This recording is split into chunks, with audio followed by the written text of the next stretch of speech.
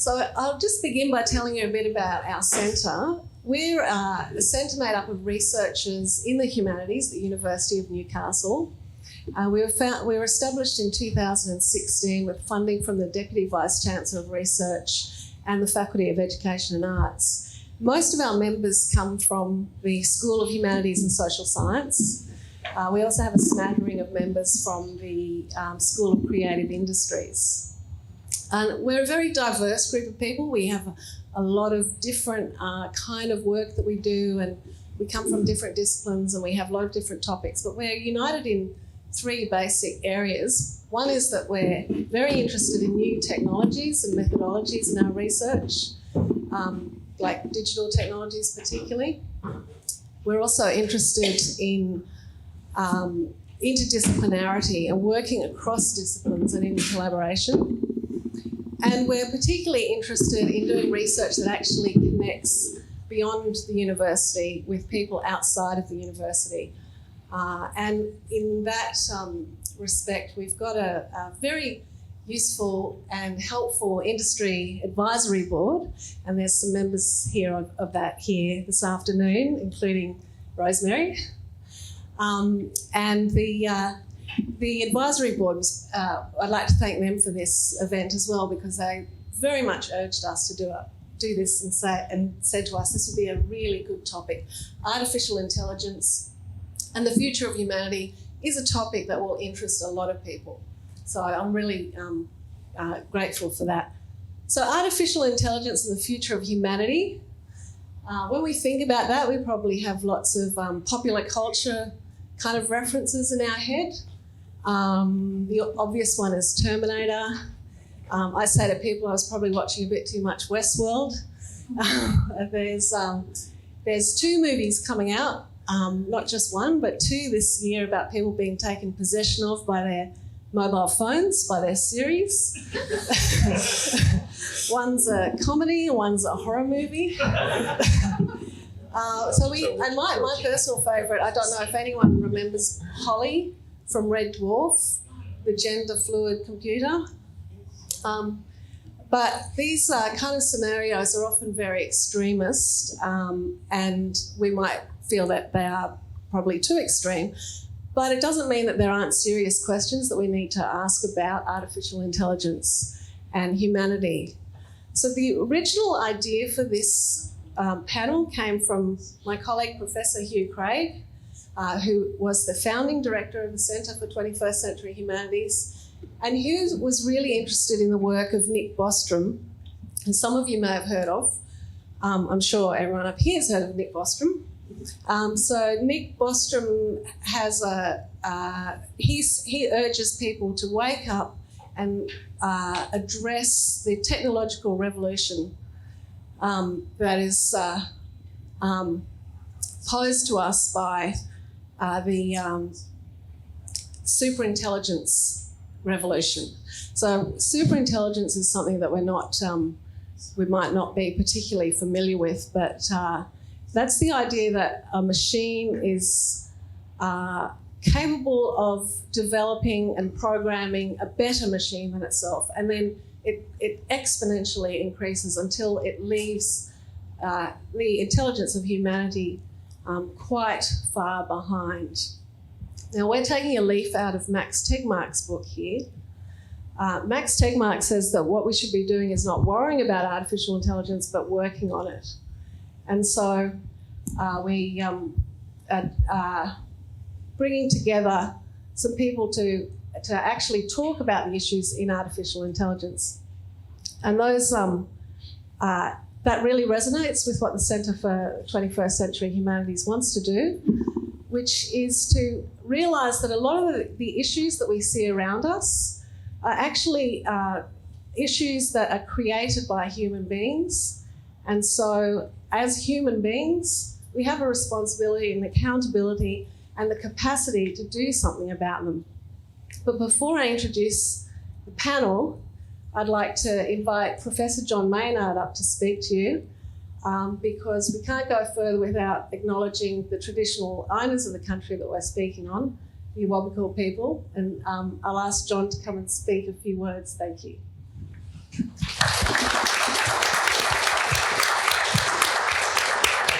Yeah, thanks, Victoria. Yeah, John Maynard, Professor of Indigenous History with the Purai Global Indigenous History Centre and the Wallatuka Institute at the University of Newcastle.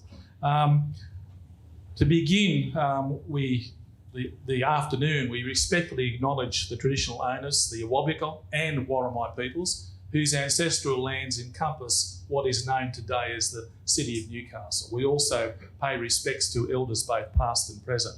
Vicky said I had a few minutes, so I thought I would just relate one story, one local story in connection with Newcastle, or Multidisciplinary, which was the name for the City of Newcastle in Awabakal. It dates back nearly 200 years now to L.E. Threlkeld, the missionary when he first arrived here in Newcastle, early 1820s, and he set up a mission for Aboriginal people out on the shores of Lake Macquarie. Threlkeld, with the aid of Birrabun, a senior Aboriginal man, put down and recorded incredible aspects of language and culture and stories of this local region, and is certainly recognised as the richest cultural collection of southeastern Australia in this country, what was recorded all those years ago by Threlkeld and Birrabun. And one of the things was, and as I said, not just language and culture, but about 27 stories have survived. And there's one particular one of great significance to Newcastle.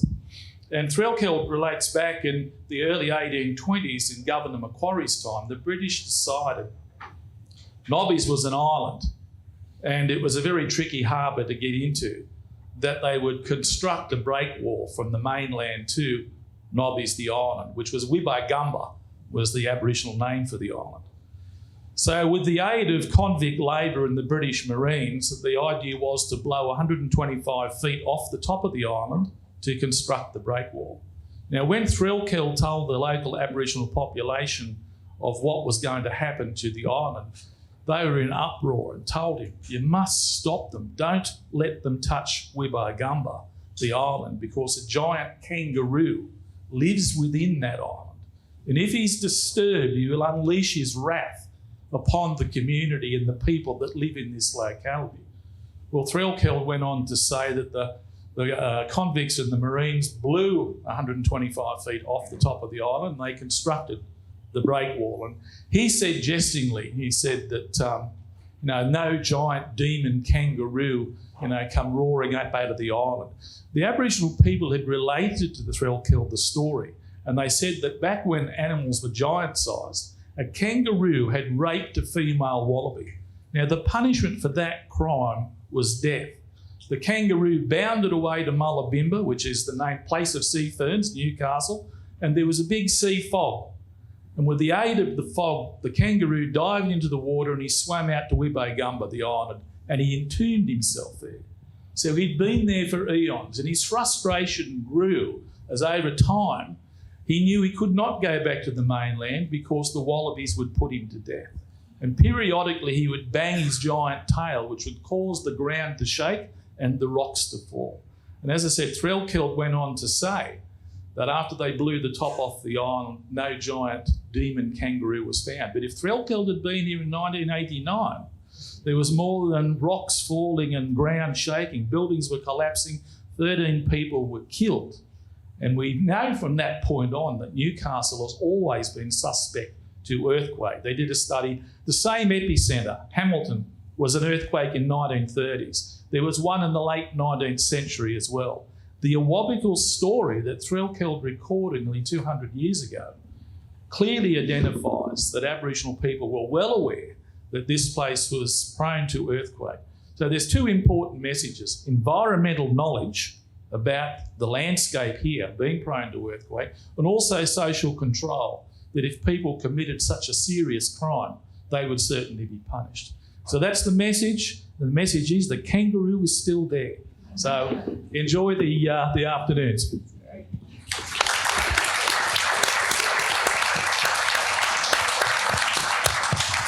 Thank you, John. And that's, I think, a great story for us. If you think about the kangaroo in Wibagumba as a symbol of the kind of challenges, natural and social, that we face, and the need for us as human beings to actually contain and manage them. It's quite a good analogy for issues like artificial intelligence. So I'm going to introduce you now to our panel. As I said, we wanted to get some very smart people in the room to discuss some of these issues. I'm going to introduce them briefly, and then I'm going to hand them over to Rosemary Milsom, our wonderful Rosemary, who is the mighty force behind the Newcastle Writers' Festival. So first up, we have Professor Alexander Zielinski. And Alex is a renowned roboticist and systems engineer. He researches in the area of robotic mobilities, computer vision, and machine-human interaction. Alex has worked as a researcher in Japan. He was a professor at ANU. He started a business called Seeing Machines, which develops computer vision for autonomous vehicles. Then he was at CSIRO for a while, and in 2012 he became the chief defence scientist for Australia. And he's got an incredible list of awards and prizes. The one I think really worth mentioning is that in 2017, Alex was made an Officer of the Order of Australia for his contributions to defence science, technology, systems engineering, and education, which brings me to my last point. Many of you will know that he's also our new Vice-Chancellor, and he joined us late last year, and we're very happy to have Alex both on this forum and at the university. Next to Alex, we've got Professor Marnie Hughes-Warrington. Marnie's worked at a number of different universities too. She's been at ANU since 2012. She's recently come back from a visiting professorship of global history at the Ludwig Maximilian University in Munich. And she's also the National Secretary of the Rhodes Scholarship, being a former Rhodes Scholar herself. Marnie is an extremely erudite person. She's written a number of very important books about historiography, which is the study of history. These include 50 Key Thinkers on History, History Goes to the Movies, Revisionist Histories, and most recently the beautifully titled History as Wonder. Now, Marnie has started a new interest in artificial intelligence. At the start of this year, she stepped down from a senior leadership role at ANU as the Deputy Vice-Chancellor academic to let ideas grow. That's it. And so she's looking at artificial intelligence and historical thinking. She's got a blog, Techist, on the subject, and a new post just out this morning. And then at the end there, we've got our another Newcastle colleague, Professor Duncan McDewey-Ra, who is a sociologist in our School of Humanities and Social Sciences, and he came to us from UNSW earlier this year. Duncan is an urban sociologist, and he works on towns and cities that are undergoing really rapid transformations, particularly developments in digital infrastructures, mainly in South Asia, and he's done about 4 books on India around that subject. The trajectory now that Duncan is on is looking at the uneven global effects of artificial intelligence, and those of you who went to his new professor's talk will be a bit familiar with some of Duncan's work. And last and not at all least is Professor Nicholas Agar, who comes to us from Jessica at Ernland. He's a professor of ethics philosophy at the Victoria University of Wellington. And Nick came to international prominence with his work on genetic enhancement and its implications for humanity. In 2015, he wrote a book called The Skeptical Optimist: Why Technology Isn't the Answer to Everything, and suggested that we need to reconsider our priorities and think about what we can do as human beings rather than what technology can do for us. And this year, Nick's written a book called being human in the digital economy, which directly confronts the challenge that artificial intelligence poses to our human agency. And Nick offers some really constructive ideas about how we can use artificial intelligence in a really positive way. So I'll hand over now. Thank you. Thanks, Vicky.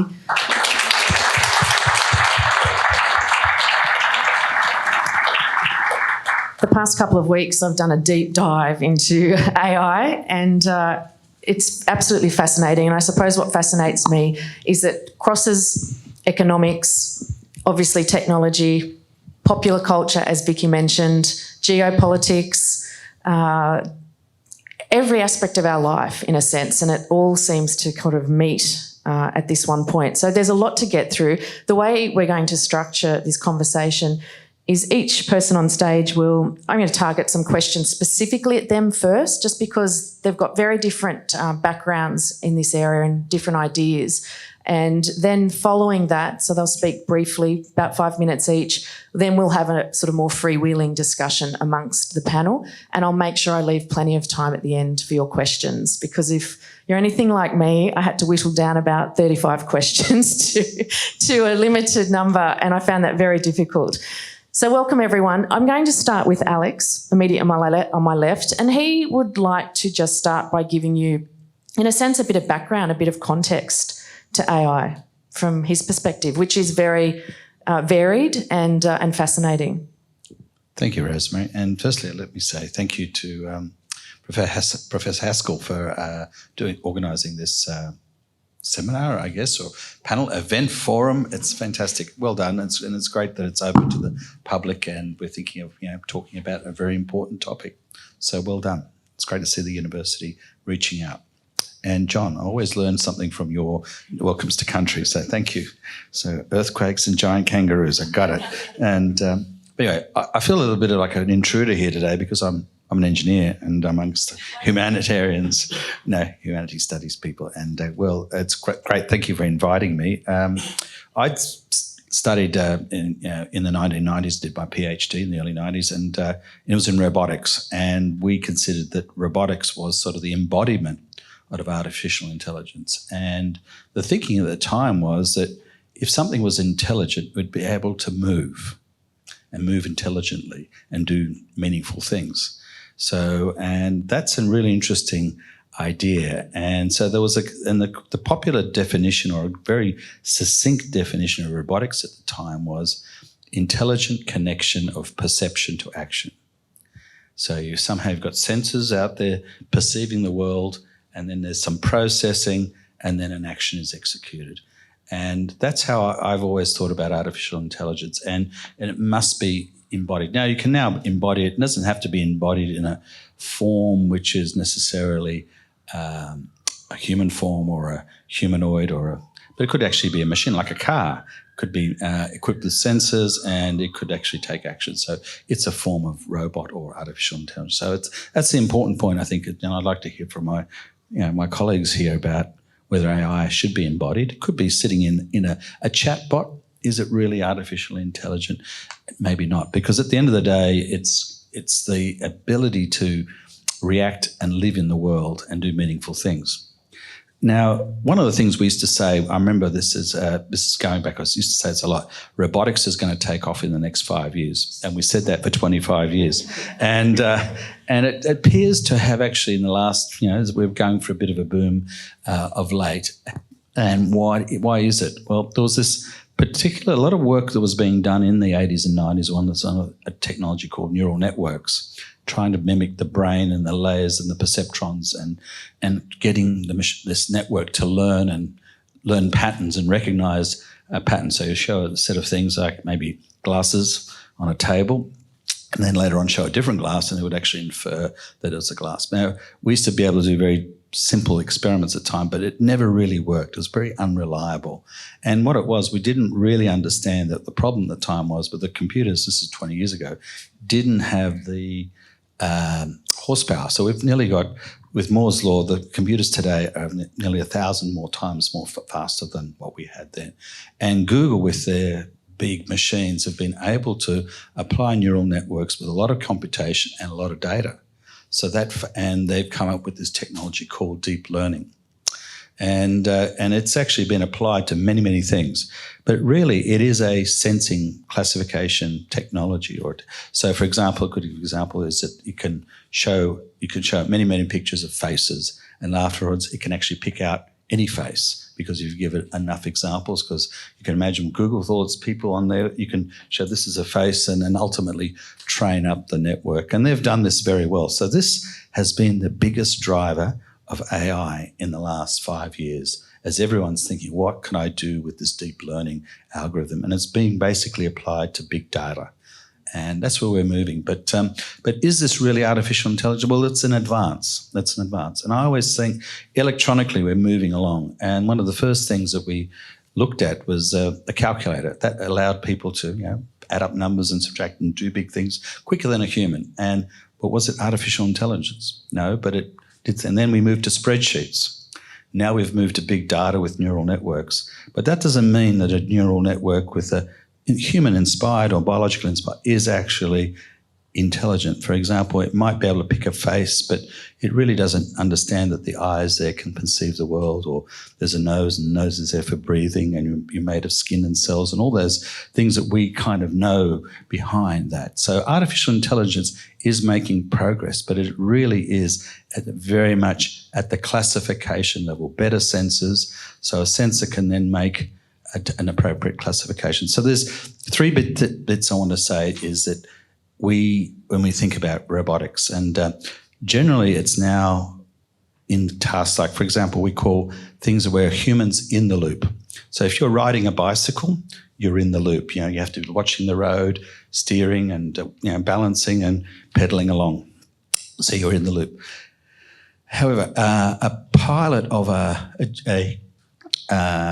a commercial jet airliner is on the loop, in which there's a lot of automatic functions. It's got an autopilot, and the pilot watches it, and I'll come back to that example in a moment. And that's what that's in a form of, the plane is making a lot of sensing motions, and it's actuating and flying. And then there's what I call human out of the loop, and this is a perception a lot of people in the general public think is going to happen. And Terminator would be something human out of it. There's no human supervision, there's no elements to it. And the closest thing that exists to that today, I would say, is a landmine. They've been banned because they are a totally indiscriminate weapon. But you can imagine if you made a landmine, put some wheels on it and it could move itself. There's a machine which is human out of the loop. And all ethical countries have banned landmines, and we don't produce them, and they're not used in warfare, although you find they've been used in the Middle East as improvised explosive devices, which are really have been used by people that don't abide by treaties or general rules, and would use chemical weapons, all that sort of stuff. So the technology can be misused, but generally what we're looking for is technologies where it's human is on the loop. That's where we're moving to. But it's a human on the loop is a challenge. And the 737 incident we had with the planes, the pilot and the plane were in sort of conflict, was because it wasn't a very good design between the human interface to the machine. So the machine and the human were in conflict. There was mixed signals coming back, and the person misinterpreted, the pilot did, and caused the plane to crash ultimately. So this is, I think, one of the really interesting things. I believe that to advance artificial intelligence in an ethical and responsible way, which is our society, will be about putting humans on the loop. And how do we put humans on the loop?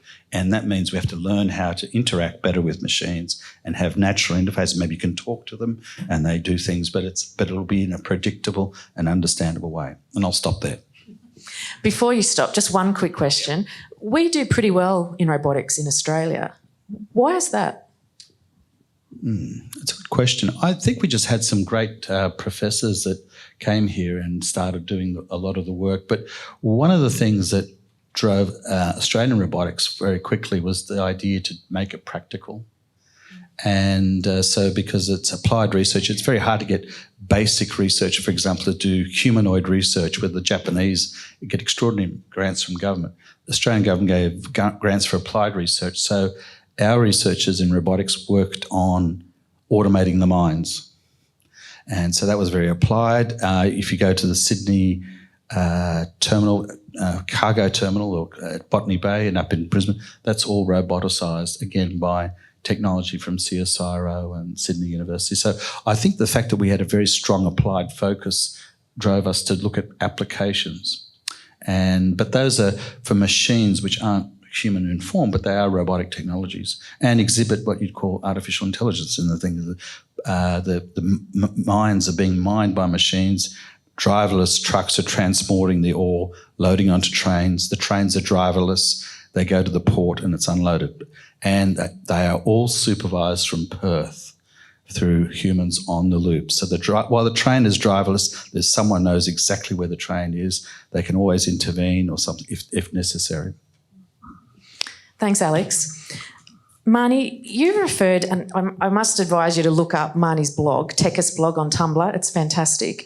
You've referred in the blog to the gap between what people say AI can do, what we believe it can do, and what it actually can do now and into the future. And you've stressed the importance of closing that gap. Can you elaborate on that? Yeah, look, Alex is absolutely right. It's not really artificial intelligence, it's brute force. It's compute power that's pushing through decisions. And for me, it was a moment about 10 years ago realising that engineers and computer scientists are neither demons nor gods, but actually just human beings actually just trying to sort out problems. And I'll give you an example of recommendation systems, which I'm really interested in. So most of the time we're pretty forgiving around the interfaces we have with computers. So if you're a Netflix subscriber, for instance, it will recommend programs for you to watch. And most of the time it'll get it right. It's about 80% accurate, which is great. And it's also delightful when you go to Amazon and it recommends that you buy your own book. You know it's really onto a good thing and you think that's fantastic. And that happened to me this morning. I thought, excellent, that's wonderful, but I've already read it. That's terrific. Those are situations where it's very forgivable. But about 7 years ago, I started work on redesigning admissions to university. Now, it's one thing to be recommended a movie or to be recommended a book, and you can laugh when it gets it completely wrong. But what if machines were being trained to make decisions about who gets into university and who doesn't? And so this is a practical thing that confronted me 7 years ago, working with computer scientists and engineers, where we started looking at about 1 million data sets to think about how we could do admissions differently. If we passively received students who just applied to us, the wealthiest students came to our university with the poorest track record in low SES inclusion, which I know this university is outstanding at, and that's not something to be proud of. So we started thinking about how we could redesign and reach out to people and think about it differently, and wanted to get engaged in the space of machine learning. We wanted to program machines to help us to make those decisions, because we didn't want to be Felicity Huffman. We didn't want to be designing an admissions system where people could subvent it by photoshopping pictures of the children in boats and writing personal statements and doing all the things that we knew would advantage the wealthiest students and disadvantage the poorest students. And in doing that, I got to know the computer science were working on these recommendation systems, and they were saying, okay, here are the algorithms, this is what we can do. And I thought, oh my goodness, what they're doing is actually training machines to make decisions around selection and decisions about if and what if. And you know what? We historians have been doing that for about 2,500 years. We're pretty pre-industrial, so we don't have compute power in the way computer scientists do, but we have been thinking about these questions of which data do we have, which don't we have, how do we decide which information to select, what if I choose that information, what if I turn it upside down and do it this way, who's advantaged and who's disadvantaged, and am I being fair, am I doing something good or just in making those decisions? And so for me, the gap is that one of, that practical gap between what we think it can do, the Terminator story, and what it can actually do, and our perception of computer science as being these kind of singular gods who just produce things as sole geniuses. That's not true either.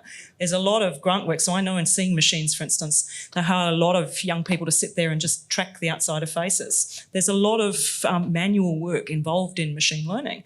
And so my job is, I think, to help people to be aware of that gap and to say that it's a gap that we can close beyond one discipline, and that historians can play a role in this because we are really interested in selection for good, fair and just outcomes.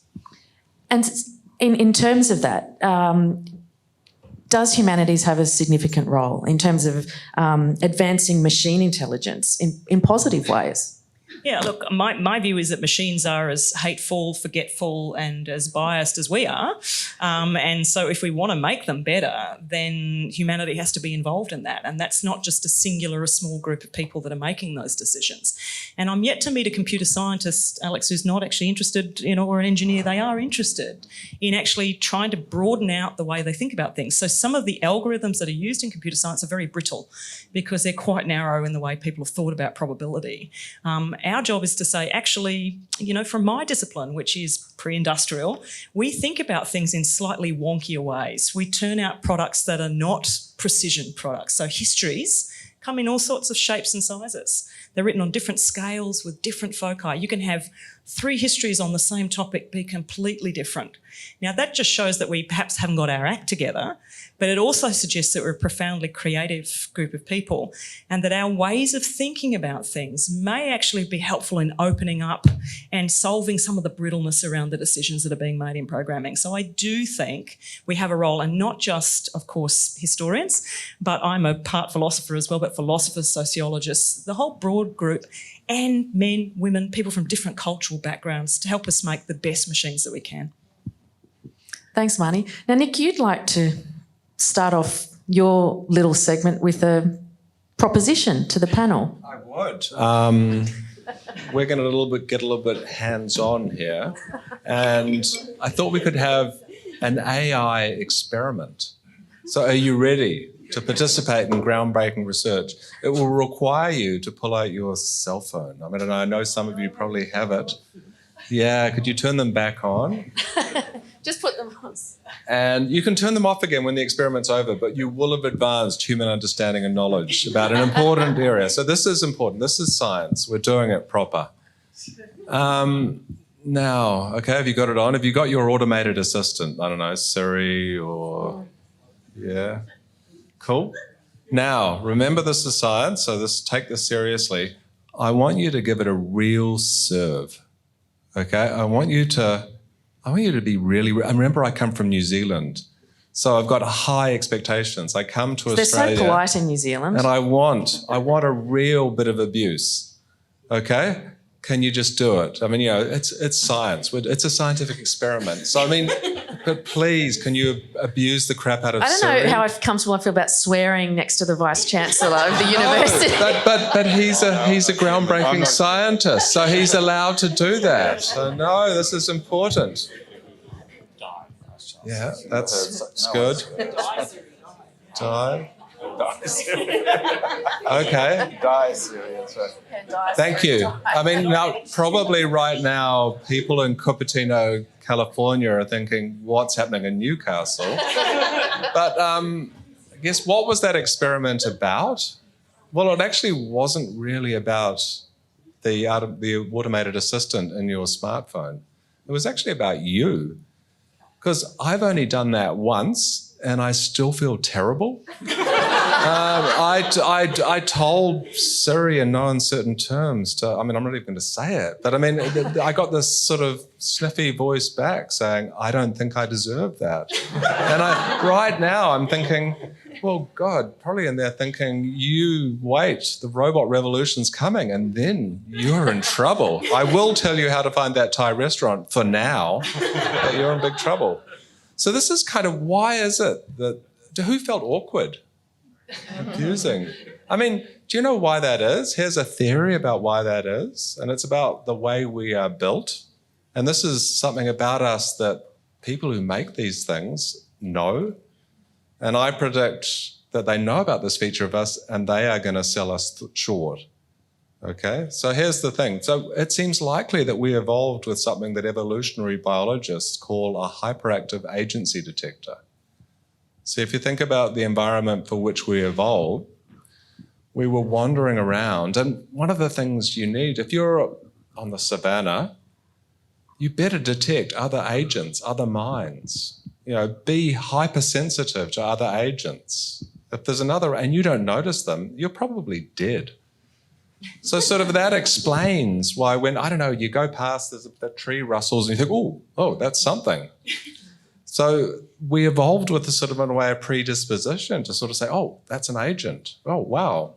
So when I actually, when I directed my abuse at Siri, I sort of think, oh, wow, there's a mind in there. Because Siri, if I think about it, I know there's no mind. Siri doesn't have a mind.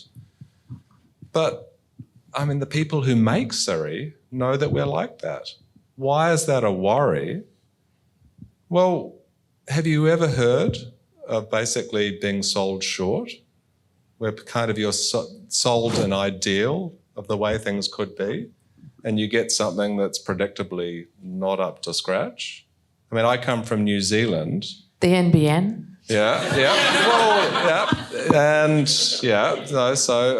But there was this terrible event in Christchurch. And in a way, that wasn't supposed to be able to happen. This all happened on Facebook. And there was this idea about Facebook as being something, you go on, you might start out as a white supremacist, but then you go out and you say, oh, wow, I just friended someone who was non-white, and wow, they're nice people. That was the way Mark Zuckerberg told us it was supposed to be. And it didn't turn out that way. So I guess I think when we're talking about a future which contains these wonderful artificial minds, I sort of think, well, gosh, will this be another case in which, because we've got these biases, and because we already kind of think that Siri has a mind, that we'll accept something that's much less and much worse. So maybe it's sort of be wary about being sold short, so that when we're thinking about engineering minds, I guess don't get sold too much on the fantasy. Think about what they'll give us, which probably won't be as exciting, but very profitable. Anyway, thank you. Thanks, Nick. Duncan, in your new professor's talk, which is really interesting, you can also listen to that on SoundCloud if you'd like to track it down. It's worth listening to.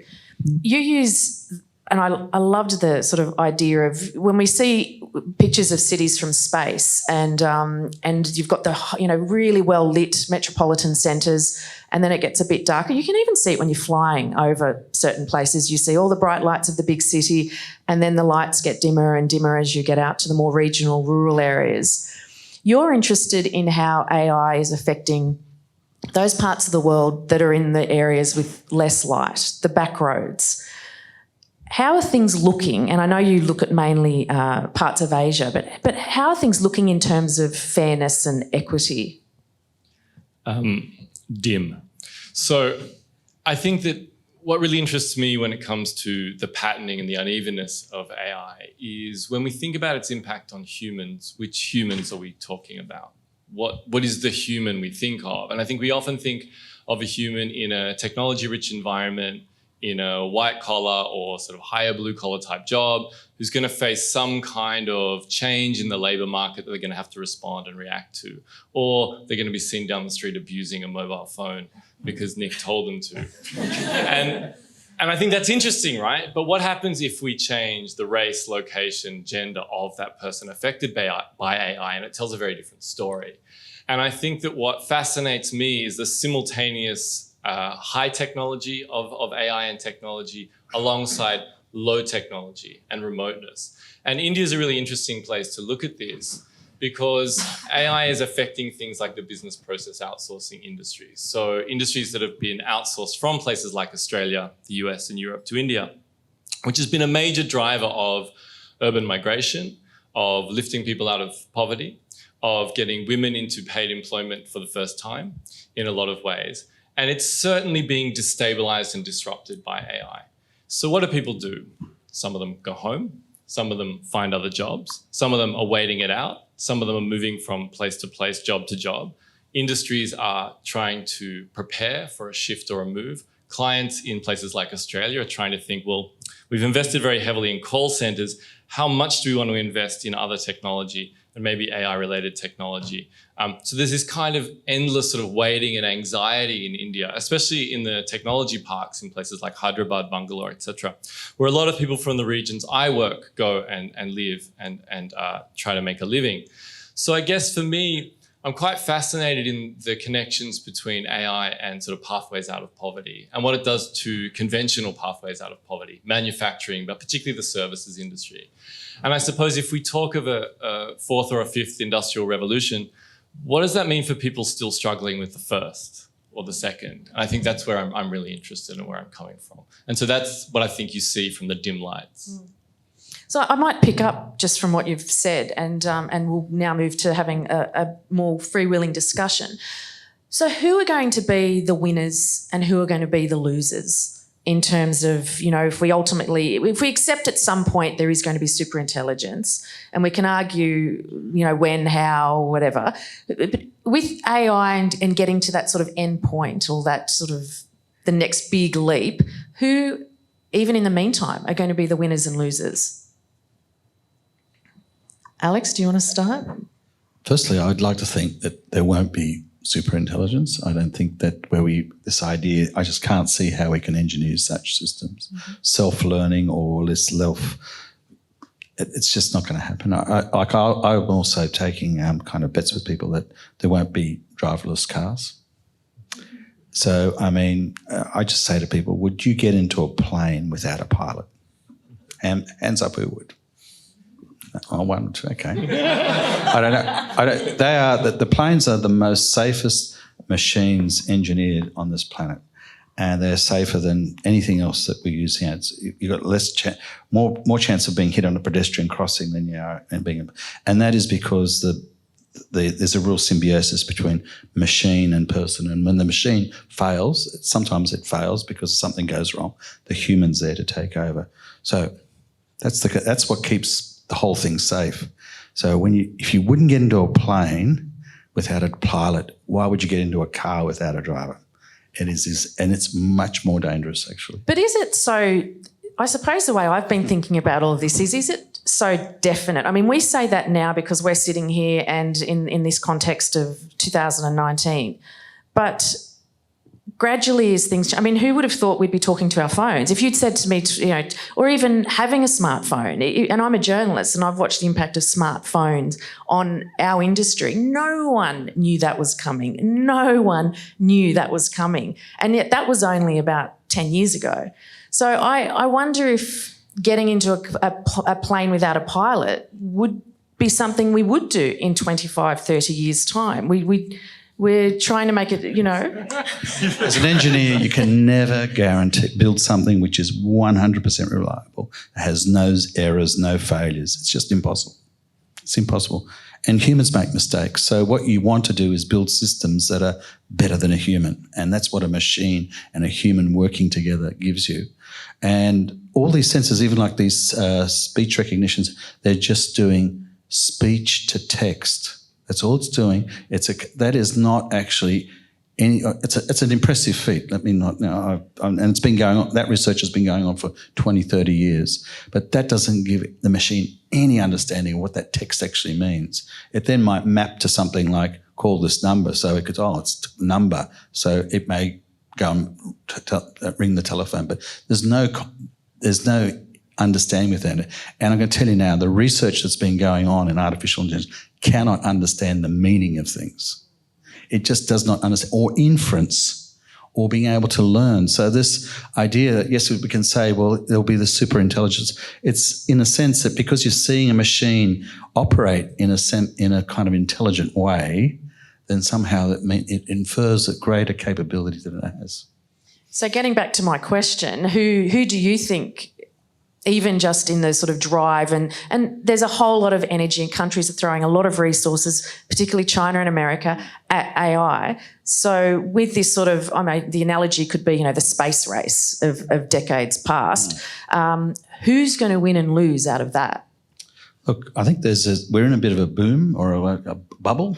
If you're old enough, you might have remembered in the 80s, 90s, the Japanese had the fourth generation computer thing, that they were going to build the next computers that could think and do things. And then the Japanese economy stalled and they just never were able to make those advances. I think at the moment we're getting a lot of investment from this breakthrough. It is a breakthrough, the deep learning. It is a new technology which has been firming up so you can do sensor processing of sensitive data and do it and doing data matching. That's great. That's going to solve lots of problems, but it's not going to give you artificial intelligence. So, but what should Australia do? I'd be saying that we should be educating our kids into big data, getting into these areas, because these are where the jobs are. So the countries that are moving in Industrial 4.0 are industries that are applying data and new data processing methodologies to them. And that's where the jobs will be. But whether, and some of the routine jobs may get processed away. It's true. I mean, I could imagine one of the jobs like an accountant. That is actually a rules-based system, all about data, etc. You could actually imagine that system being automated because it's very rules-based, a lot of data. But it doesn't mean that that would become a financial advisor. It's one thing to be able to do accounting. It doesn't mean you could be a financial advisor or even admit someone into university. So with that kind of system, I would be saying that you should say there's very clear-cut cases of people you reject, people you don't accept. And you've got 1 million people applying. You might only concentrate on the 5-10% you're not sure of. Those go to the human, to the advisors. They look at it and make a decision. Correct. The rest of it, the clear-cut cases, is automated by the machine, and you can do that. But you wouldn't say, let's apply 100, because then you'll start to make life-changing decisions for people based on a computer algorithm. Who would want that? Correct. Marty, you look like you wanted to contribute. Yeah, I was just thinking that the very first elevators that people travelled in were driven by people. So nobody wanted to get in an elevator unless somebody was pressing the button. So they were driving them. And I remember that as a child. There used to be a lady that would sit in the Myer elevator and, women's underwear and all of that. And nobody would get in an elevator. But at some point we decided that we could get in an elevator without a person. But the elevator is a very simple example that travels up and down. It's not Charlie and the Chocolate Factory. And machines that travel up and down in very simple ways are the most effective ones. Now, to get back to your question of the losers, there's two particular groups of losers I want to talk about. The first are women like me who decided as a child that they didn't want to do computer programming. So my dad wanted me to be a computer scientist. He wrote notes to me in Fortran when I was a kid. And he was a programmer. He really loved it. And he would write school notes in Fortran and COBOL and write all these things. And my friends said, your dad is crazy. And I'm going, he is crazy. But I hated computer games. And I would look at a screen and I'd say, Dad, why are these space invaders looking out at me while they're flying down? How could they possibly be doing that? And my dad went, oh, my God, she's going to be a philosopher. I can see it now. And that's exactly what happened. So a group of people who decide early on that this is not their world because it's not about games or it's not about their gender or it's not about the way they like. So I can tell you that thousands of kids every year engage in the Linguistics Olympiad. Thousands of young women do this. And when they do that Olympiad, they're using skills that are just as good as you would use in factorisation or computer programming. Yet if you switch the words to numbers, they would say, I can't do this. And so the first group of losers are the people that say, this is not my world. Because it doesn't look right for me, I'm not comfortable. And I'm afraid I'm one of those people as well. But I have found my way back to computer science just via my own route. The second group of losers are the ones, the manual labour behind the brute intelligence we talked about. So, you've mentioned people in India. There are offices of people sitting there screening YouTube videos day in, day out, for hate, right? So there was a case a month ago where a group of history teachers had their YouTube videos taken down. They were videos of Hitler. And they were using YouTube to educate students about Hitler. And their videos were taken down and they were blocked from YouTube. And everyone was outraged and saying, these history teachers are trying to teach people about Hitler. Well, there's a group of people in an office in India that are paid 7 hours a day to screen our hate. And they're paid awful rates to do that. So and seeing a picture of Hitler would be the least of what they have to look at. It is the least of what they have to do. But that person, we were always taught in philosophy.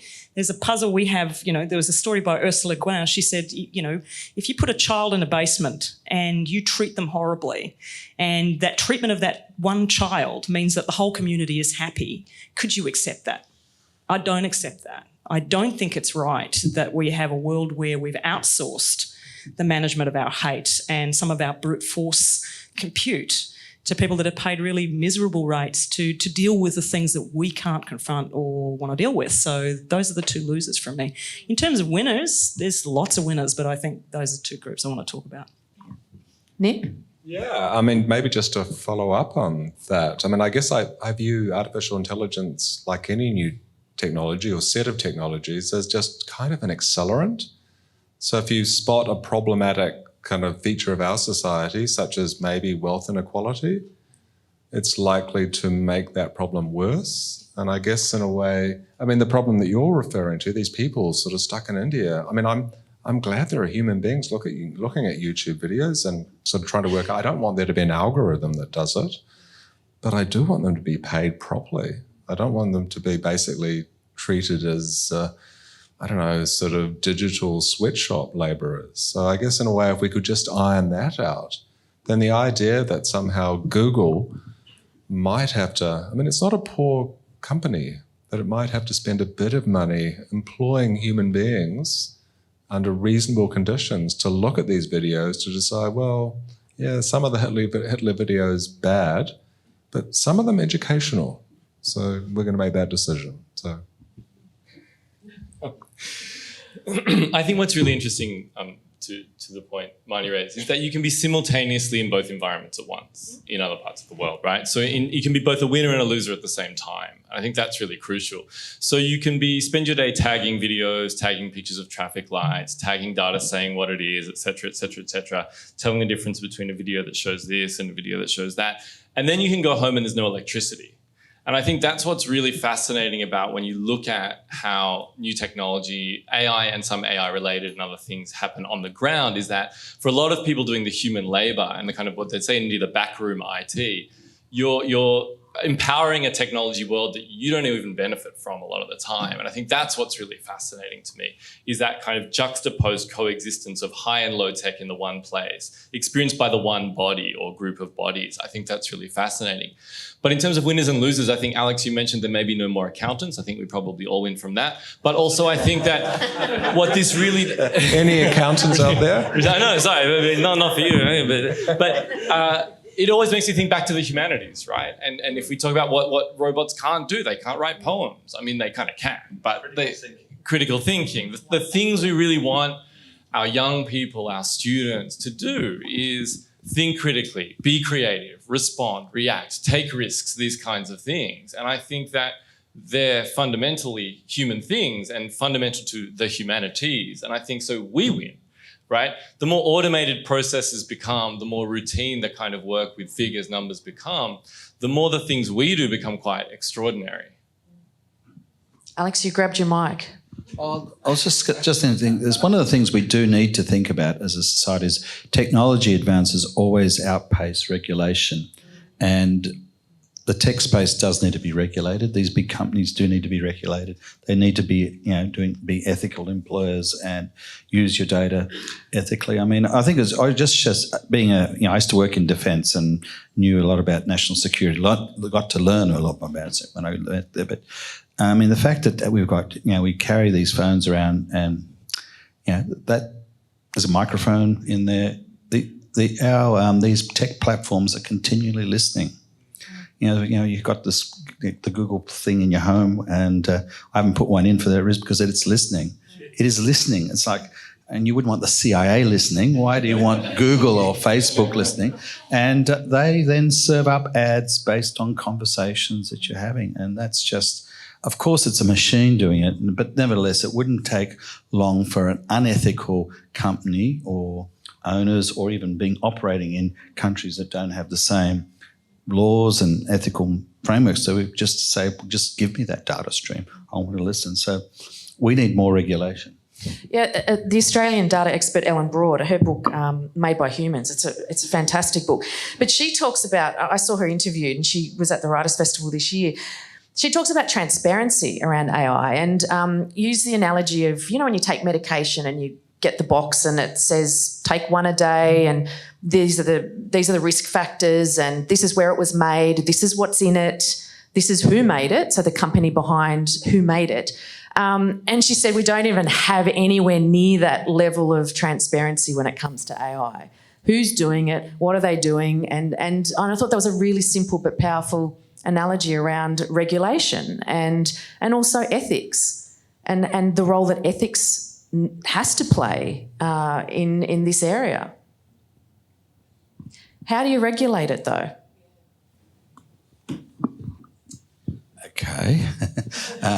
Firstly, I think it's one of the interesting things in Australia, we've just let go of data, and you could actually say that my data is mine. It's not the company's. And these are things because we sign up and agree that you've given you all your personal, you agreed to it. And I think that's been and they monetize that data.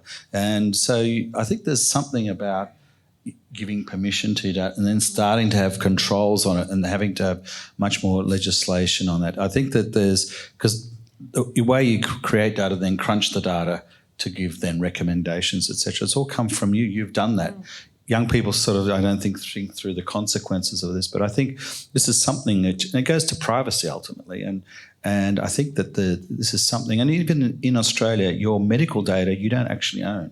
Your GP owns your data. They say that's their intellectual property. And I think fundamentally there's something wrong with data rights in this country and elsewhere. So if we actually revisited that would actually put the power back into the user, and then you could decide whether you want your data shared anywhere beyond your machine and things like that, which would actually, they wouldn't welcome that, but that's how they make their money.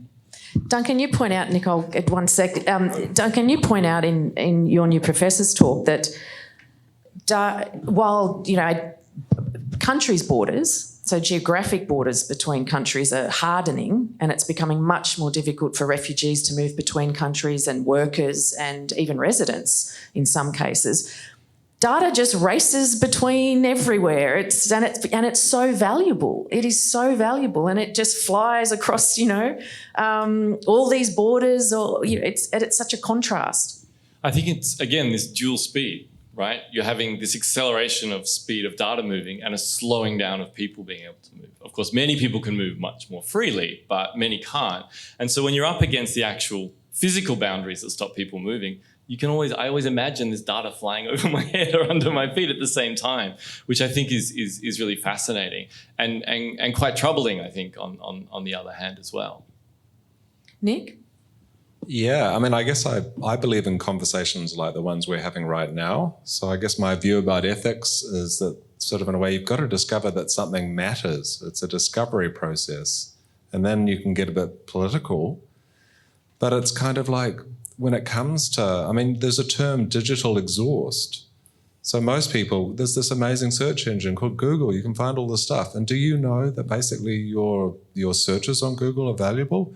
And I think when you're initially asked that, you think, well, okay, cool. I don't need it. Do I need my search data? I don't need it. Take it. And it's only when you sort of, in a way, go through this education process of having these discussions, oh, okay. A little bit like the farmer in Texas in the early sort of 1900s who says, oh, that yucky black stuff bubbling out of my land, take it away. I can't farm on that. And you've got to go through a process of working out that it's valuable. So in a way, the more conversations we have like this, the more pressure there'll be on people to sort of say, oh, okay, so that's valuable. Okay, we can't just take it. So more of this.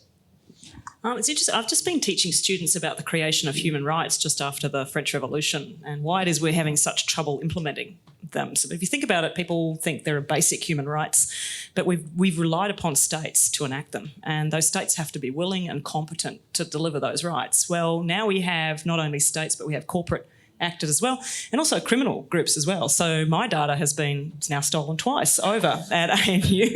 Everyone knows that. And yes, yours as well. Still on the system.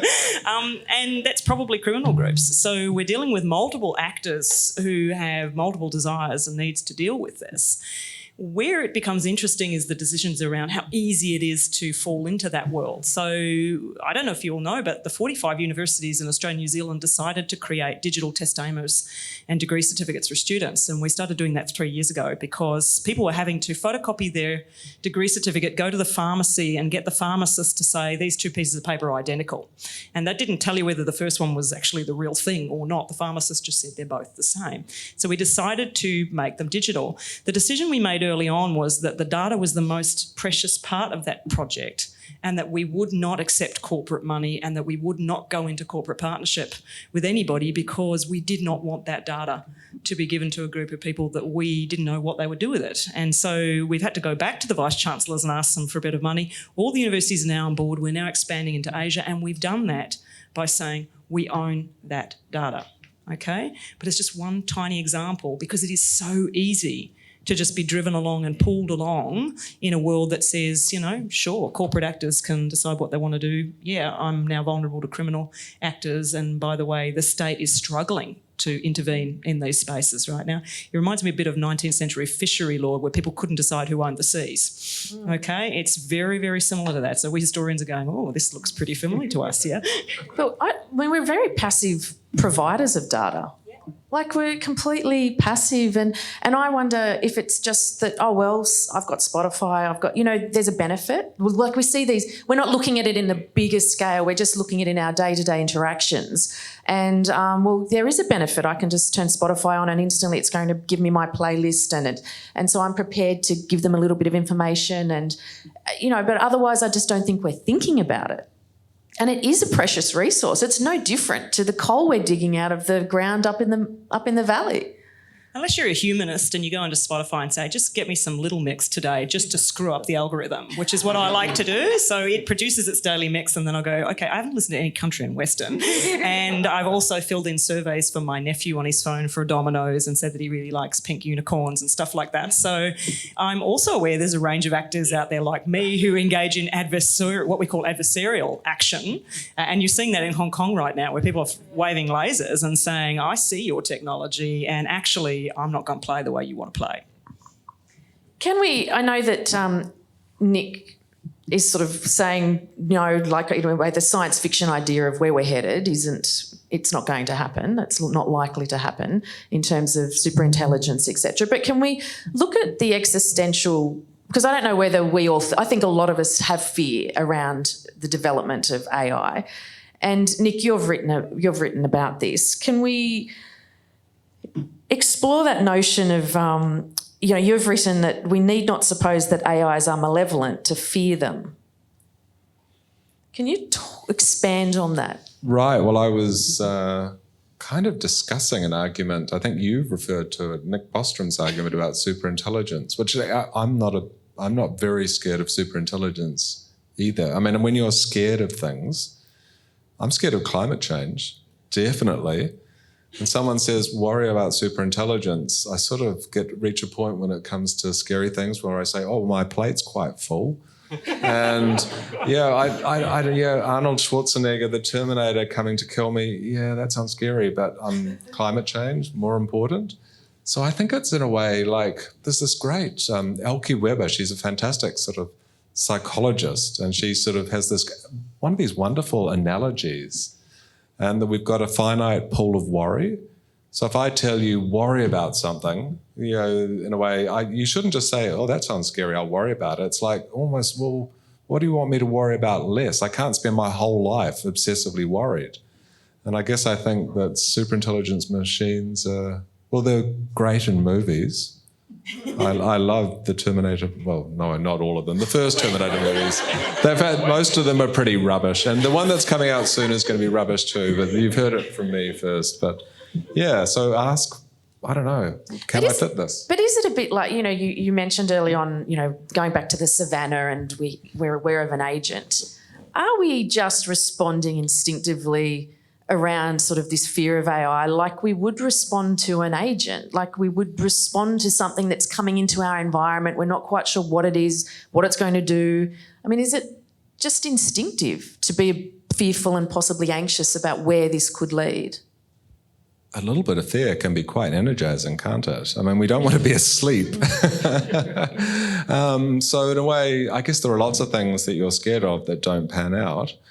And there are lots of things. So in general, AI. I mean, it is the big topic, isn't it? The world is changing, and it's changing in unpredictable ways.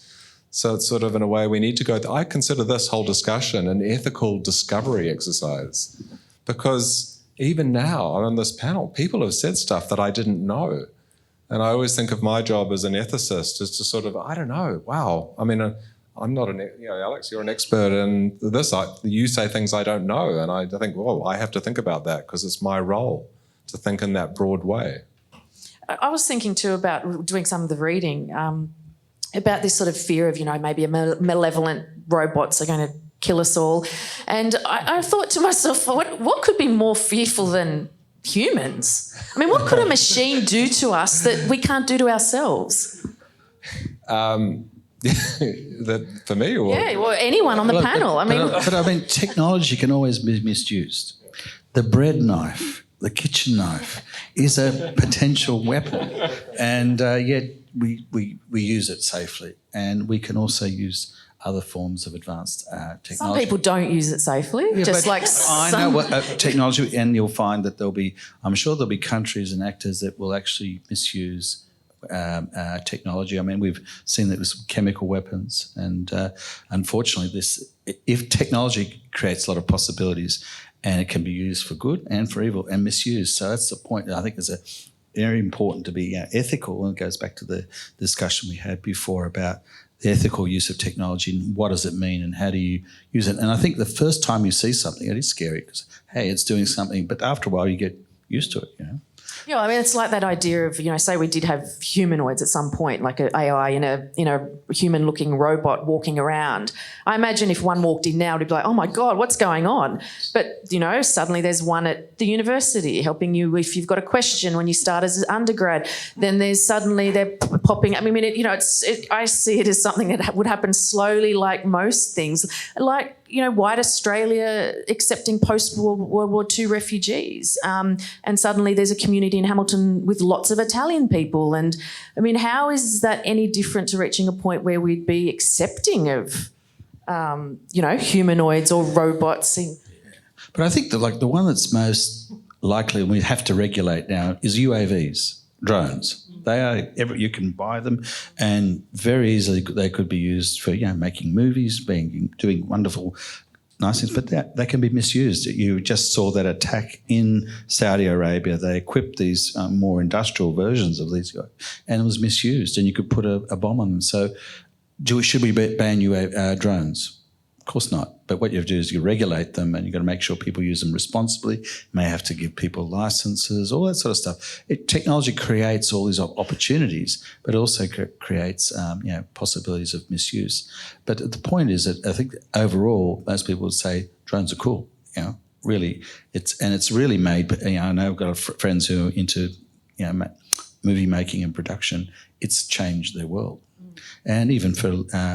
Also for even life-saving movements now actually using it to survey, rescue people. There's so many things you could actually do. So it creates opportunities for innovation. So I think we just have to understand that technology is always dual good and bad. And we saw again the heavy vehicles, trucks misused in France for a terrorist incident. No one would have thought that people would ever do that, but they are. Can I say that, we put a lot of faith in regulation and governance. And of course, regulation and governance is drastically uneven and drastically unequal and patchy. And so a lot of the technologies that can be used for bad effect are also used by the regulators on their own populations. And I think that's what's also worrying and scary, right? In that drone technology is not just used for one person to fight another, for Houthis or perhaps Iranians to fight Saudis, but for states to use against their own population. And with facial recognition technology, along with law enforcement, anti-terror laws, national security laws, that stuff can be quite frightening if we're depending upon the same regulators who have this mechanisms of control. So for many people who live with bad states or states that don't even really control territory, life, etc., that can be a very frightening prospect as well. But I think we're talking about regulating machines versus the data that comes off them. So this is the important point. Like in China now, there's a lot of cameras everywhere in Beijing. They can do facial recognition. They can track you through the city. So they can find people very quickly if they need to. And that can be used for suppression of the population. And it's been allowed to occur.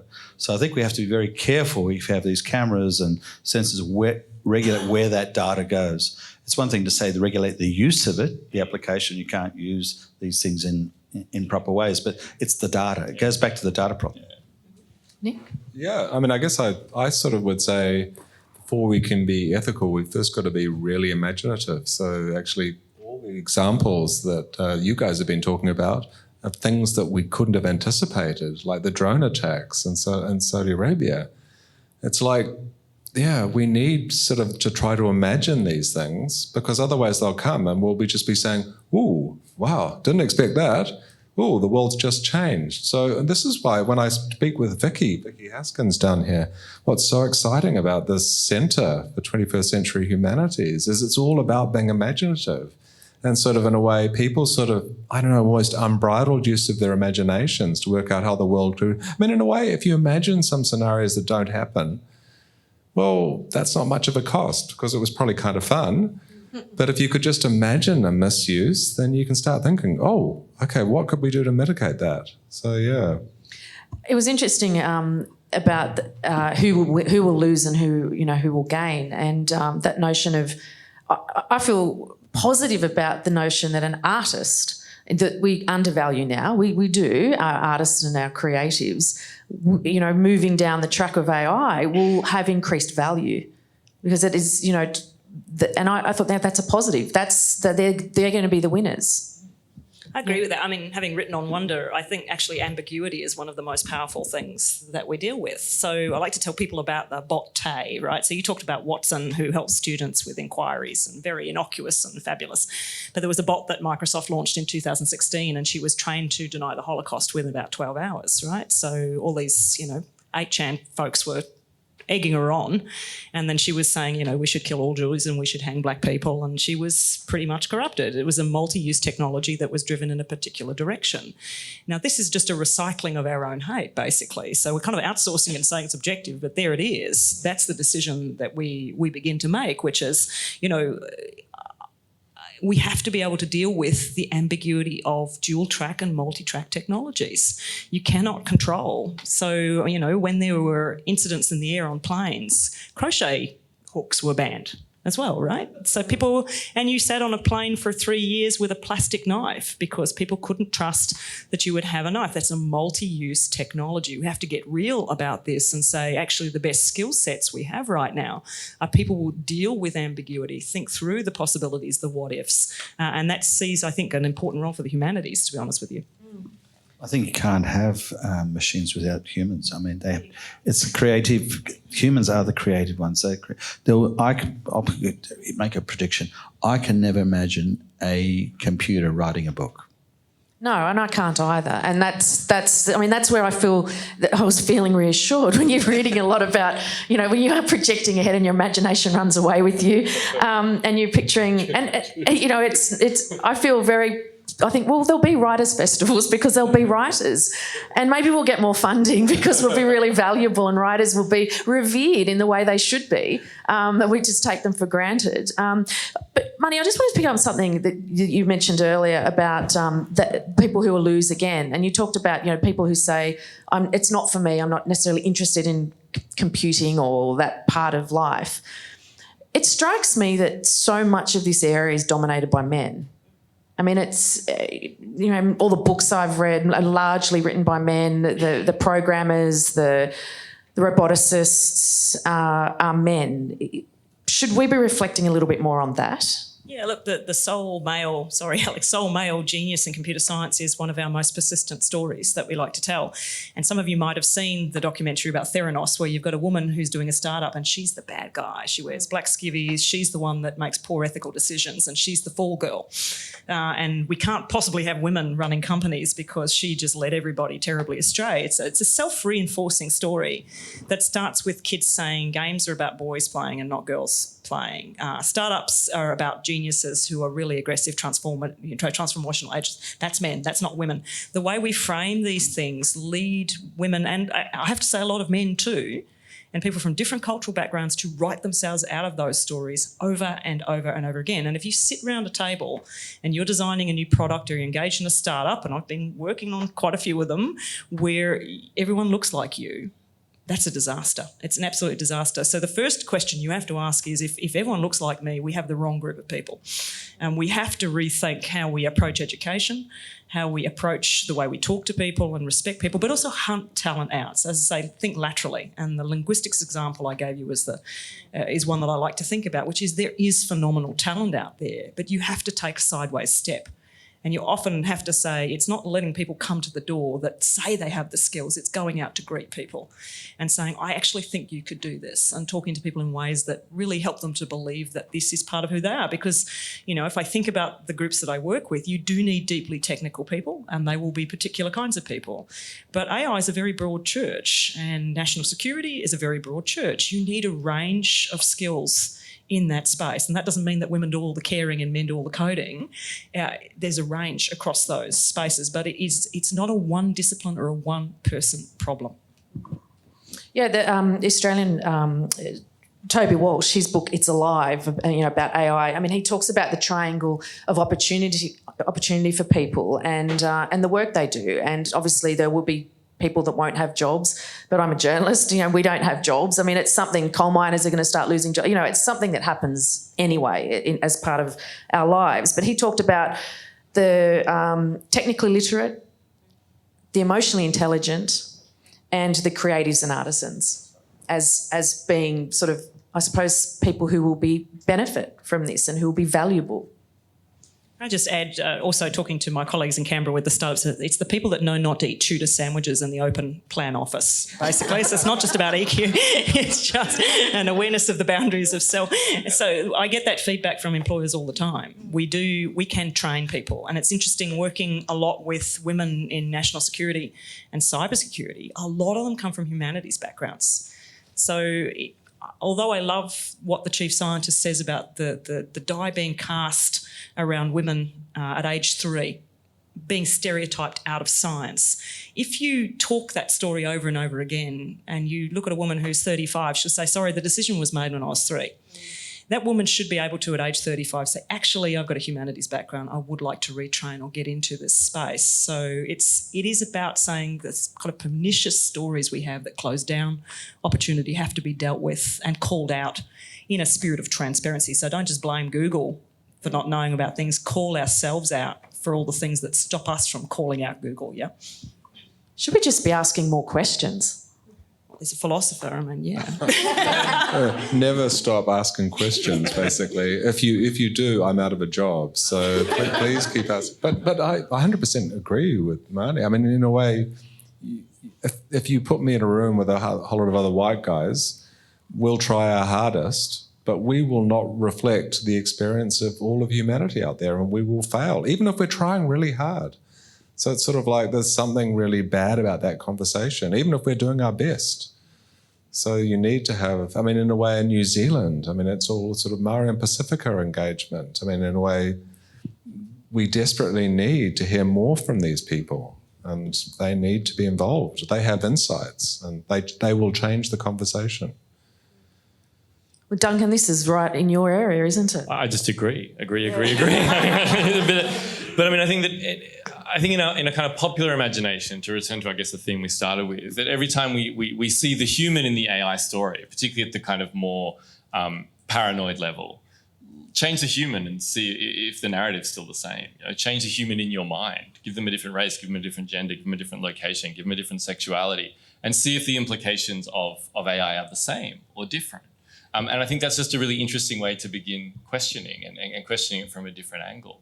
And I think it's really productive and useful. And again, something we can do and machines can't yet do. So I think that's really great. Just say I see that in a really positive way. So I'm glad you raised today on Māori communities, but for me, Indigenous communities in Australia and the wealth of the languages and the depth of the languages we have. So we have different counting systems. We have people thinking about past and future very differently. And I think that way of thinking about the world fundamentally can actually help us to rewire and think about AI really profoundly and very positively. But we have to let these folks into the room, and we have to actually be respectful and listen. I was driving home yesterday afternoon and ABC Radio had a panel on rural health. And, and I was obviously thinking about AI. I've been reading a lot. And they were talking to someone who leads a rural hospital saying that we can't attract medicos. We're desperate. And then when we think we've got someone, their partner needs to be able to sort of work remotely, and we don't have proper internet, so we lose them. We can't even say, yes, you're going to have reliable internet. And this is in Australia right now, and I was listening to that and thinking, oh, superintelligence, oh God, why we even give it a moment's thought? But there is that surreal juxtaposition which you see, Duncan, in your research. Yeah, all the time. It's so strange. I mean, people go, as I was describing before, you go to the office, you go in, it's powered by a different kind of electricity source, a different kind of system. You work all day, coding, tagging, answering inquiries, answering queries, and then you go home and there's a 24-hour blackout or load shedding or one of these things, or the internet's down. And it was really interesting being in India in 2016 when the government demonetized. So they pulled a whole lot of notes out of circulation in a country which is really, really cash-based. And one of the reasons for doing it was, the public reason was around a lot of black money, a lot of counterfeiting. But one of the really strong reasons was to try and get people to use electronic payment systems because it can generate way more data. It's way better than for pushing the economy towards a different kind of consumerism. And so being there at the time was really interesting to see how people deal with that duality. A lot of people are like, great, cool, I'll pay with my phone on a signal. Right? And so it was really, really interesting, especially as I was working in a city at the time that was slated for this big smart cities mission and this big digital uplift. But the unevenness of the technology, even geographically, in places like India and places like Australia, is so extraordinary that when we're talking about a unit, even a country, it's just so wildly uneven within it. So the point there is that you really need infrastructure. It's built on layers, like you need a very good power grid system so that the computers don't go down. If they do down, they're backed up. Great networks, and then ultimately this sensorization that's happening, like the Internet of Things, which will be everything is connected to the internet, and that is all. It's layers and layers of this. So if you pull out something at the moment, the whole thing collapses. So, and this will be where if there is ever any conflicts between nations, the thing that you'll go to do is try to destroy the internet and that connectivity because the power stations run on it. Everything depends on it. Your banking, can you imagine if the ATMs are offline for 3 days or a week? This place, I think, would be riots in Australia. Well, if you're in Sydney and the train system shuts down, it's absolute. I mean, I always think if a terrorist doesn't need to do that much, just shut down the train system and for 3 days, and it'll create a whole other level of panic and frustration. And it's always been, but it's also got a playful side as well. So we live 5 kilometres away from Parliament House and we have the NBN, but I can't run Netflix. We don't have the bandwidth. So if you think we fat cats in Canberra are sitting on a fabulous, it's not true. And the best thing about this, the urban myth, is that every time it rains heavily, the internet goes down. And why does it go down? Because everyone reckons that the redbacks have put their webs across the copper wires, and when it rains, it shorts across. And so every time it rains and the guy gets out there and lifts it up, we go, oh, he's pulling off the redback webs again, okay? And it generates actually some really, for a historian like me, it's always been like this. When people invented the first machines, they wrote death threats to the people that made them and said, I'm going to burn the barn down and I'm going to burn you in there. But, so the Luddites, exactly. And we are at the 200th anniversary of the Peterloo massacre a couple of weeks ago, was about people rising up against machines. They were just terrified about it. But at the same time, they also mocked the machines as well. So, you live in Australia and the infrastructure is just a shocker. But you can, I have to say, make it joyful too. That's why it makes super intelligence very unreliable. Redbacks. Redbacks. The whole system won't work. That's right. So you need people and machines. We're going to wrap up our conversation now and take questions on the floor. I just want to finish off with one last quick whip around. What does the ideal of AI look like to each of you? So I don't know if you were going to project down, 50 years beyond your lifetime, but what would be the ideal? Nick, do you want to start? Okay. I guess I would love to see a version of AI. Who knows what it's going to be like? Probably, look, the fantasies, the Nick Bostrom fantasy, it's going to be super intelligence, or the fears about Arnold Schwarzenegger sort of, turning up. And that will probably be false. But wouldn't it be great if everyone out there could sort of say, wow, in a way, that aspect of the way we've done AI, that's a reflection of us. We had input there, and in a way, it didn't go that way. And if everyone could say that, because if it is already such a powerful technology, And it's not so scary if, in a way, we've all kind of, in some sense, collectively made it. We don't have to be the coders to collectively make it. I think ideal AI would be hospitals with technicians who might be human or non-human in remote areas that mean that people don't have to not have operations, that blood can get delivered, that these kind of basic things that humans have not yet been able to accomplish, not been able to spread basic healthcare to people who need it. You know, if AI can enable that, that would be wonderful. That would be ideal. I'll play with a robot friend every day if that happens, right? I'd happily deal with a kind of feeling less human if it meant that the basics of kind of human survival and reproduction could be made easier for everyone. I think this time around, this industrial revolution, I would love for us to appreciate just how important our creative minds are. So Aristotle said that philosophy begins with wonder. He wrote that a long time ago. I'm waiting for a world in which that's true.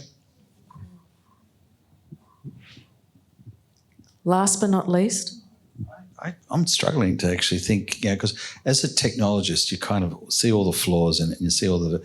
It's going to be better, but I think the idea is, hopefully we'll live longer lives, better lives, more productive lives, and make the world a better place. I mean, I think that's what technology is always supposed to do.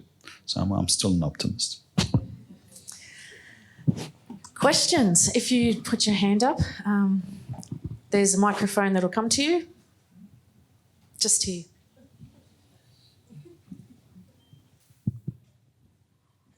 Hello. Is that working? Yeah.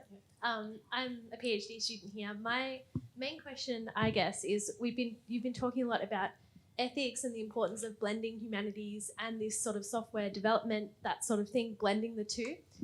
But how much is that actually happening? Are our software engineers at our university even being taught ethics and philosophy by philosophers? I didn't want to say that, but that is my question, because we've seen like the cutting of philosophy. So how is that actually going to work at our university? Can I save you here? I want to say something, but I'll let you go if you want to say something. Yeah, just it might be where we opened today a new thing called the 3AI Institute. It's 2 years old. So what we've done in effect is to have a reverse invasion of humanists into the engineering computer science faculty. So we imported a whole lot of women from anthropology and history and philosophy and put them into computer science and engineering. They've been there 2 years, and I have to say it's, I think, been one of the most rewarding and outstanding things we thought about. It just took us turning the world upside down. And just to build out on Marnie's point, I think the way forward is multidisciplinary studies. At the moment, the way you do multidisciplinary studies at a university is do 2 degrees. Do this, but what we should be doing is that an engineer can't graduate without doing some art subjects, critical thinking, being able to write, reasoning, and this whole idea of being ethical. One of the things we're working on for the strategy for the university going forward is we want to be very student-centric and think about the attributes we want of our students. And we want our students everyone says they should be work-ready, but I actually say they should be life-ready. And life-ready means that, yes, you can go and work, but you can also you've got a healthy disposition, you're fit, and you're also well connected to the communities that can live there. And the 4 attributes that we're seeking to give each a University of Newcastle graduate is that they're 1, they're ethical, 2, they're fair, 3, they're enterprising, and the 4th thing is they're informed. So that's the sort of thing we want our students to do, and they won't get it out of 1 degree. So you have to actually have this ability to do other things and other elements of courses to go with their education.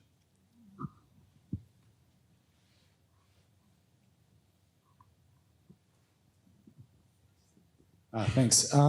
It's interesting to hear you sort of hear some doubts about the ability of artificial intelligence to engage in creative pursuits. And early on hearing Moore's Law come up, and I'm just wondering, sort of thinking about how some of those creative things are a product of the human mind, and isn't that then the product of the vast computing power of the human mind? And at what point then does artificial intelligence have that computing power behind it to be able to engage in creative pursuits that we often think of just as a human pursuit, but then when does that start to happen? And then the other question I'm wondering about is, at what point do we have something that we can consider being conscious? Look, consciousness, this is for the philosopher. What is consciousness? This is it's a very philosophical question. But I'll go to the first part of the question, but I'll let you go with the consciousness. Well, I guess it's an interesting follow-on to the what happened to philosophy question. But no, I mean, those are massive questions. And I guess when you think about, I think about sort of in a way machines writing books. I mainly think, the main thing I think is, would I want to read it? Because it's like when you read a book, I do feel a contact with the mind that wrote it. I'm reading Joseph Conrad right now, and I'm thinking of this mad guy who went to these places and wrote these mad books. Don't you guys have high standards? I keep thinking those Rainbow Fairy books written for children are written by a bot, right? So you keep talking about all those highfalutin, but I'm sorry, Alex, there's surely Mills and Boon, or there's, there's got to be some opportunity for machine generation of text. Change the name. But AI doesn't even. I mean, when will AI develop common sense? If let forget abstract thought and creative sort of, but humans don't always have that, Rosemary. So one of the things that you were saying was, will we be able to tell the difference? And I guess the point I was making about us as hyperactive agency detectives is that we're easy to trick. Yeah. I could fool you any time and say, this is, there's AI-produced art that I'd sort of, I'm going to out myself as pretty ignorant about art, but it looks pretty plausible to me, and I'd say that's a fascinating artwork. But I do think the absence of a human mind, I look at that and I say, wow, you tricked me there. So I guess that's my attitude. I don't really want to read a novel written by Siri.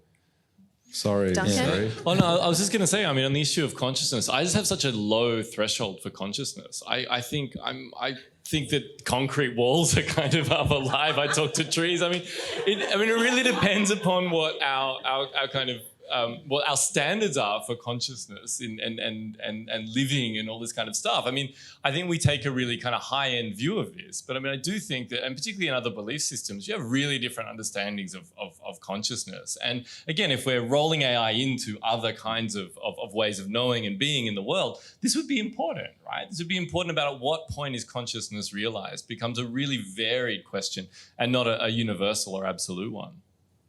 And look, the other thing is to say that we have now more computing power than the human brain, yet we can't produce those things. So it's, and really, I think what it really goes back to the biologists in the room now, in the sense that we don't actually know exactly how the human brain works. Now, is the human brain, can it be modelled? Could I build an exact replica that does the same things? And then maybe we could get that. But I think we're a century away from that kind of technology. That's where you actually really have to understand what's happening at the chemical, neurological level and all those mappings. And then you could potentially simulate that in a computer. And then potentially you could then start to do this. But we are talking so far away. And that kind of simulation is actually still an order of magnitude machines. But I can imagine even if you took all the computers, maybe you could simulate that. But we don't even know how the brain works enough to actually do that, build that simulation. But why should we even thinking just about brain emulation? I'll tell you why. Because if you could emulate, then you actually understand how it works, and then you actually could get to the root of what is intelligence. It's a bit like one of the guys I used to work with, and he was obsessed with building a machine that could walk, and then understanding it, they actually understood how walking works and how the humans work. So it's actually through building you can actually explain biological systems. So I think if you can absolutely model it, you actually understand the principles of it. But it is such a complex device, also not device, a living organ, that it's way beyond anything we've got at the moment. I know there's been a major project in Europe to build a bionic brain, and it's not worked because people are trying to, our way of thinking about it is so narrow, it's really problematic. Now, I'm aware there's kind of one thing we haven't talked about, which is cyborgs and transhumanists. So, this is a space I think is really interesting. People who put chips in their hands and are actually blending the organic with AI. I actually do think that's possibly where you can find some super intelligence, is maybe when we bring it into ourselves. Yeah. I want someone to give me new eyes. I would take whatever AI. Well, can I give up my ethics to get new eyes? can I help myself as a cyborg? It's low resolution. But I'm a cyborg. I am a cyborg. So, and a very uninteresting cyborg. I do have diabetes, and I have a blood sugar sort of in there. So I am part machine. So I'm very. There it is. But it will be, I think, possible to substitute parts. I hope so. There was a question down here to the right. Yep, just wait. Sorry, yep. Hi. Great afternoon. I'll just pick on Alex because I know a bit about him. Seeing machine, there's something there that in the driver mobility system, I don't know whether I'm going to take it when I sit in my car and it says, no. You know, am I under the influence of drugs? Am I very unhappy today or very happy today? The car has made the decision. No, it's actually about putting human on the loop. And one of the things you want to make sure when people are driving, say, a big heavy vehicle like a truck, they've got their eyes on the road. And so the first application of that technology was to ensure drivers had their eyes on the road. That means they weren't distracted, looking at their mobile phone or had fallen asleep.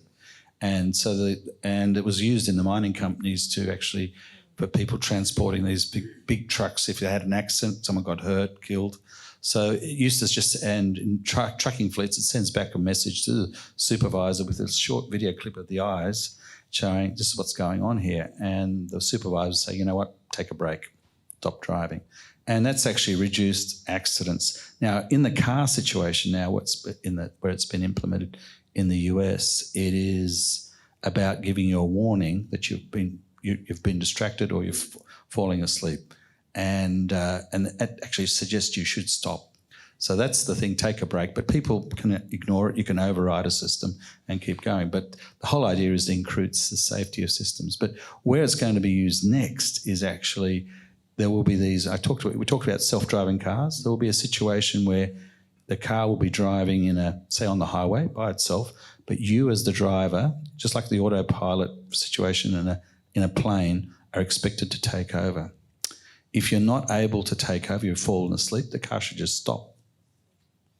So it's because that autopilot system function will disable it sometimes.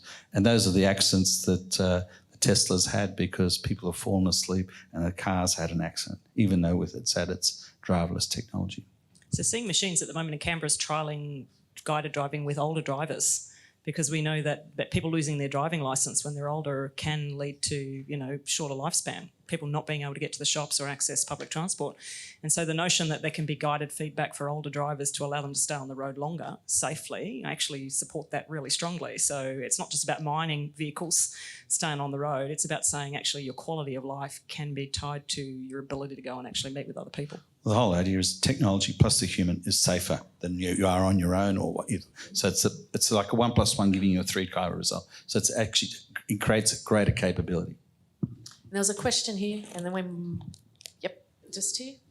And we'll probably have time for one more after that. Just here, the man in the yellow top. Sorry, the red hat. We'll see how this goes because it's so close to the.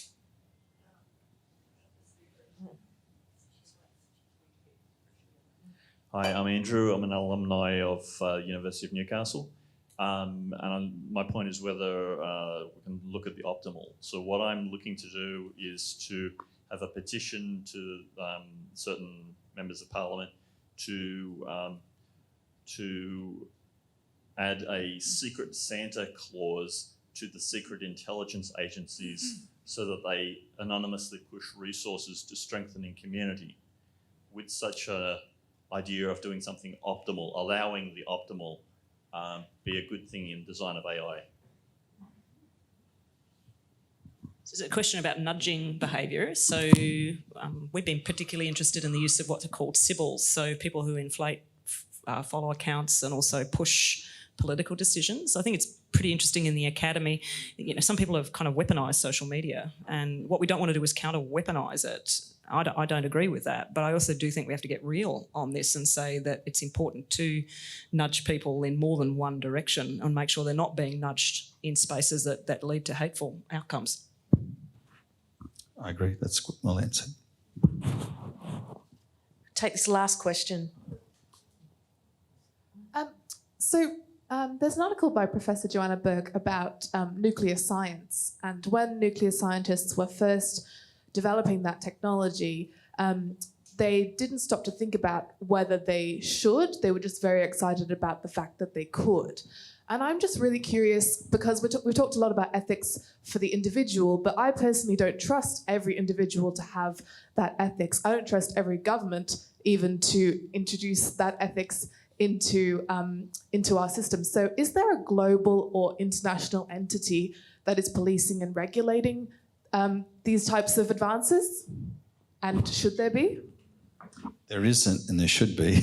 No, but I guess this is always, as we said before, technology outpaces regulation. And even with nuclear, there's nuclear medicine, which is a great beneficiary of nuclear science. So there are, and of course there's the atomic weapons, which are totally unacceptable. So that's the challenge with technology. It can always be applied in ways that can be beneficial to humanity and actually quite deadly.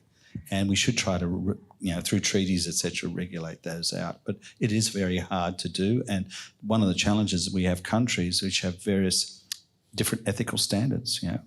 The Russians have used technology in ways no one would believe would be acceptable in this country, and have released chemical weapons into other countries in public places. So that's just, and you can't, what can you do that?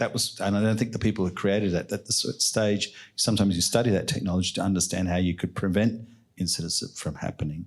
And there are some beneficiaries, like people say we shouldn't do military research, but then you wouldn't have the internet, you wouldn't have the computers, you wouldn't have these things. So it's we see that we get a lot of benefit from technology, and we should focus in on that and try to educate people, I think, in the main way, because that's the best way to do it, rather than through a treaty or some regulation. Nick, I think you wanted to say something? Sure. I guess I do think the best ethical discussions, we're not having the right ones or enough of them, of the kind that we've had here today. The best ethical discussions are the broadest. So it's like, it's terrible to be left out, isn't it? Don't get left out. This is massive, and we need your input. Wouldn't it be great? I guess in a way the development of nuclear weapons happened during time of war and racing to win the war. So we had to sort of short circuit all of that. Well, we've got the luxury, hopefully now, of sort of saying, well, no, we're not, well, there are wars, but we're not racing to win the war with AI. So let's do it in the right kind of way with the kinds of discussions that you've mentioned. Can I just say, Yes, I respect Joanna Burke's writings enormously, but it's not true to say that all of the sciences were blithe to what was happening. There were individuals who were deeply troubled by what they saw, and they knew what the consequences would be, but they were in a war context and they were trying to make decisions about minimising human life. It's very easy for us to look back and say blame, don't demonise scientists because they're other than us. My view is that actually computer scientists and engineers need our help. I've never struck an engineer or computer scientist who hasn't been interested in talking about it and discussing it. And so Nick is right, get in there, bring the skills that you have and make it better. We're going to conclude now, and Hugh Craig is just going to offer some closing remarks. No, I won't say much. The bar is over there. The first drink is free. At some point, the tab will run out and it'll be a cash bar, but you're warmly invited to take a drink over there. There's food out there as well, and there's more. We have had a wonderful discussion. I think we've had an engineer, historian, philosopher, sociologist. It's a great panel. They've given us tremendous sort of wide-ranging, a lot of very nice illustrations, some very, very general, challenging remarks. I'm not sure if I'm reassured or not. The Vice-Chancellor puts it out, superintelligence out 100 years. Probably will see me out, but And I do think we want to continue the discussion. And Victoria and I have been talking about that, there's so much more here that we need to talk about. And maybe we'll do another event at the Writers' Festival. And I think it should, I haven't talked to Victoria, but it should be taking control of AI. And I think that picks up on a lot of talk that we've had about regulation, about the unevenness of AI, about the ethical dimensions, the historical. And it'd be nice to be quite practical. What can we actually do rather than just sort of watch this juggernaut happening? Are there things we can actually do? It picks up on that last question about regulation. We can't invent a global regulator sort of based in Newcastle, unfortunately. But I do hope we can have, on that next occasion, a discussion about taking control of AI and what can we do ourselves, what can we encourage governments to do. So put that in your diaries for whenever the Writers' Festival is. First weekend in April. We'll continue the discussion. We'll keep in touch via the Eventbrite list and so on. So can you please join me in thanking our speakers? All speakers.